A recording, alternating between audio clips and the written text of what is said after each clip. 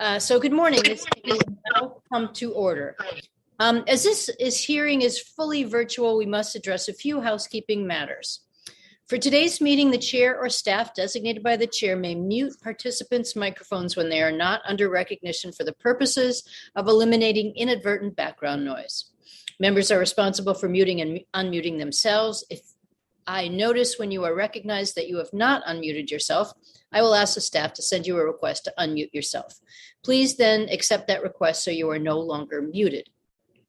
I remind all members and witnesses that the 5-minute clock still applies. If there's a technology issue, we will move to the next member until the issue is resolved, and you will retain the balance of your time. You will notice a clock on your screen that will show how much time is remaining. At 1 minute remaining, it will turn to yellow. At 30 seconds remaining, I will gently tap the gavel to remind members that their time is almost expired. When your time is expired, the clock will turn red, and I will begin to recognize the next member. In terms of speaking order, we will follow the order set forth in the House rules, beginning with the chair and ranking member, then members present at the time the hearing is called to order will be recognized in order of seniority. And finally, members not present at the time of the hearing that the hearing is called to order. Finally, House rules require me to remind you that we have set up an email address to which members can send anything they wish to submit in writing at any of our hearings or markups. That email address has been provided in advance to your staff. Okay, that ends our technical reminders at the beginning of the hearing, and I will go ahead and begin. So I'm very pleased to be the first to welcome everyone to the return of public witness hearings on tribal programs under the jurisdiction of the Interior and Environment Appropriations Subcommittee. Due to the ongoing pandemic, we are still not back to normal for public witness hearings. Prior to the pandemic, we were able to hold 2 days of hearings to receive testimony from individual tribes and tribal organizations. Last year, we were unable to hold any public witness hearings, but we received written testimony from tribes. While we are still not to pre-pandemic activities, I am pleased that this year we are having 2 virtual hearings, starting with today's hearing, to receive testimony from tribal organizations on national issues affecting Indian country. This testimony will inform the fiscal year 2023 annual appropriation. Our second hearing, which will take place tomorrow afternoon, will focus on regional Indian country issues. As we did last year, we also solicited written testimony from individual tribes to focus on specific tribal priorities. That testimony was received last month. A lot has happened since we last met. The world was shut down by a pandemic, resulting in over 900,000 deaths in the US alone, with devastating impacts in Indian country. While the pandemic continues with vaccines and therapies, we are truly getting back to normal. We also have a new president in the White House focusing on addressing the pandemic, dealing with climate change, and honoring the nation's treaty and trust responsibility to Native America by requesting investment in Indian country. For fiscal year 2023, President Biden proposes $2.8 billion for the Bureau of Indian Affairs, $583 million above fiscal year 2022 enacted level. This includes much needed increases of an additional $38 million for public safety and justice programs and construction projects. With over 55 million acres of land held in trust for tribes, Indian country is poised to be a major player in the clean energy industry. The fiscal year 2023 budget proposes an additional $104 million for natural resources management programs to continue investments to address climate change and help Indian country lead the way as we pivot to cleaner energy. Further, the budget proposes to reclassify contract support costs and payments for tribal leases as mandatory. For the Bureau of Indian Education, the president requests $4.5 billion, which is $294 million above the fiscal year 2022 enacted level.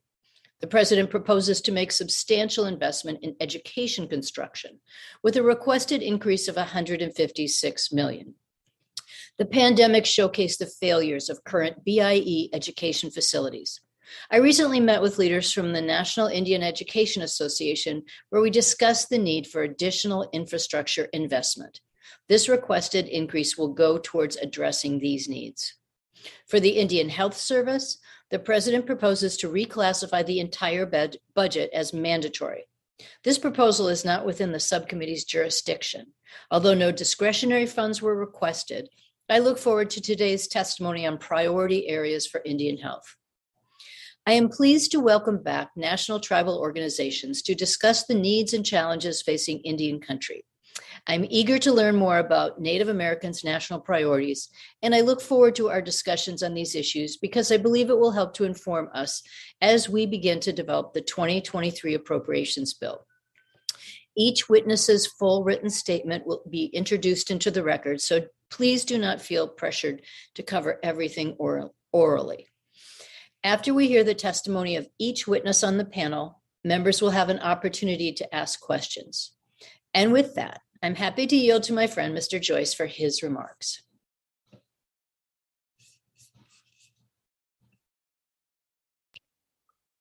Thank you, Madam Chair. And thank you for continuing these important hearings to get input from our tribal leaders on a wide array of programs under the subcommittee's jurisdiction. I'd like to extend a warm welcome to the distinguished tribal leaders testifying today.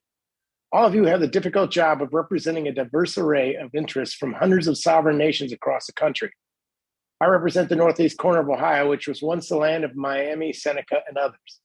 I'm humbled to be joining you in my capacity as ranking member on the House Appropriations Subcommittee. And perhaps it's needed now more than ever, with Indian country recently losing a true leader on Capitol Hill with the passing of Congressman Don Young. Though not an official member of the subcommittee, he always looked forward to these annual tribal hearings and would occasionally join us at the hearing table. We will miss him.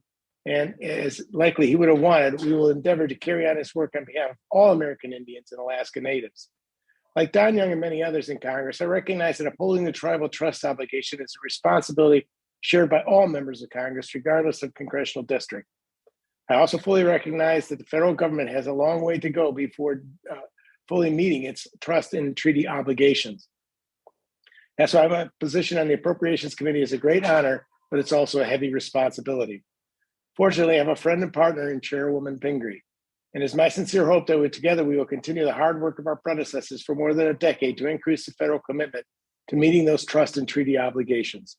So I look forward to listening and learning from the testimony today and working with my chair and the rest of my colleagues in the days and weeks ahead to do what we can to help in the next fiscal year. I yield back.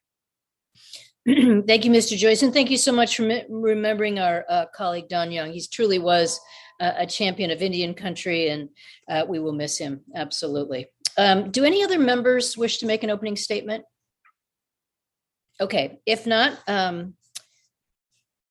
we'll turn to our witnesses. So we will begin with Ms. Fawn Sharp, President of the National Congress of American Indians.